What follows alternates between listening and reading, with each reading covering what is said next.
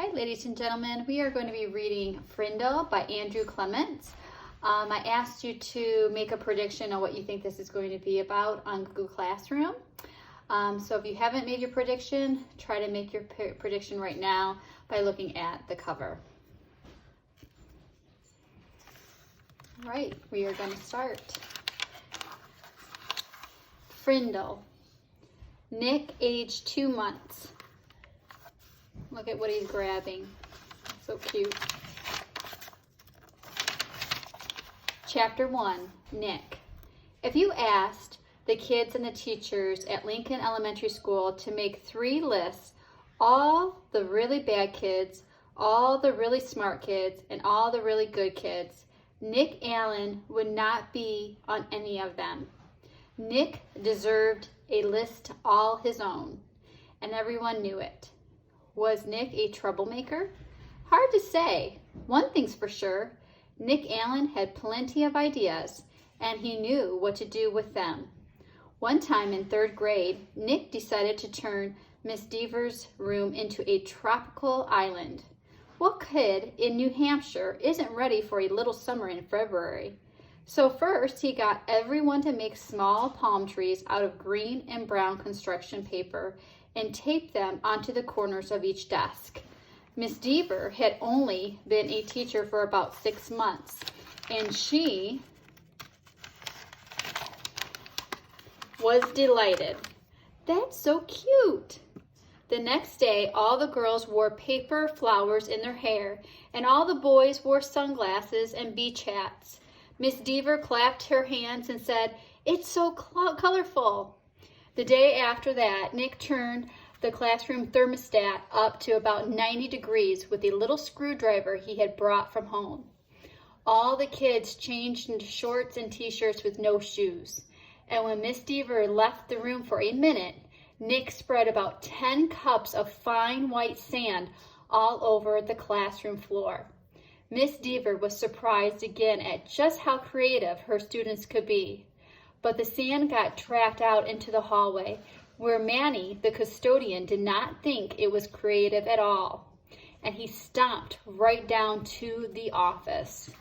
The principal followed the trail of sand, and when she arrived, Miss Deaver was teaching the hula to some kids near the front of the room, and a tall, thin, shirtless boy with chestnut hair was just spiking a Nerf volleyball over a net made from 6 t-shirts tied together.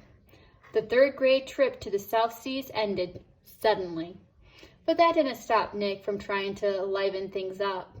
Lincoln Elementary needed a good jolt once in a while, and Nick was just the guy to deliver it. About a year later, Nick made the great blackbird discovery.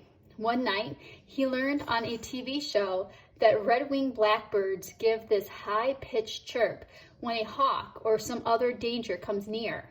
Because of the way sound travels, the hunter birds can't tell where the high-pitched chirp is coming from. The next day, during silent reading, Nick glanced at his teacher and he noticed that Mrs. Avery's nose was curved, kind of like the beak of a hawk. So Nick let out a high, squeaky blackbird peep. Mrs. Avery jerked her head up from her book and looked around. She couldn't tell who did it, so she just said, "Shh," to the whole class.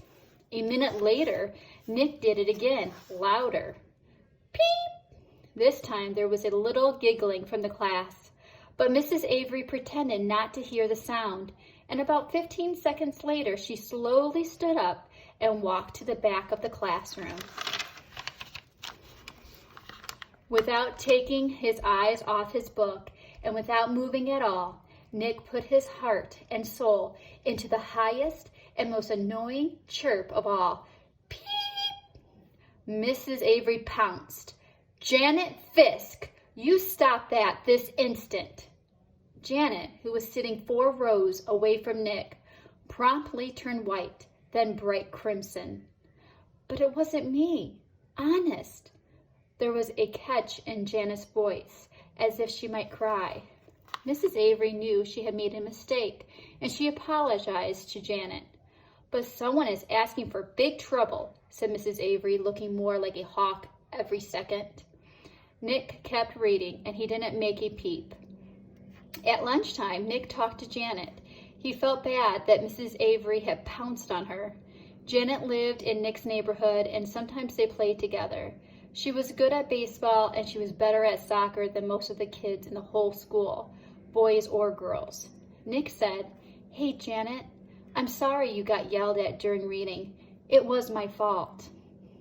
"I was the one who made that sound." "You did?" said Janet. "But how come Mrs. Avery thought it was me?" So Nick told her about the blackbirds, and Janet thought it was pretty interesting. Then she tried making a peep or two, and Janet's chirps were even higher and squeakier than Nick's. She promised to keep everything a secret. For the rest of Nick's 4th grade year, at least once a week, Mrs. Avery heard a loud peep from somewhere in her classroom. Sometimes it was a high-pitched chirp, and sometimes it was a very high-pitched chirp.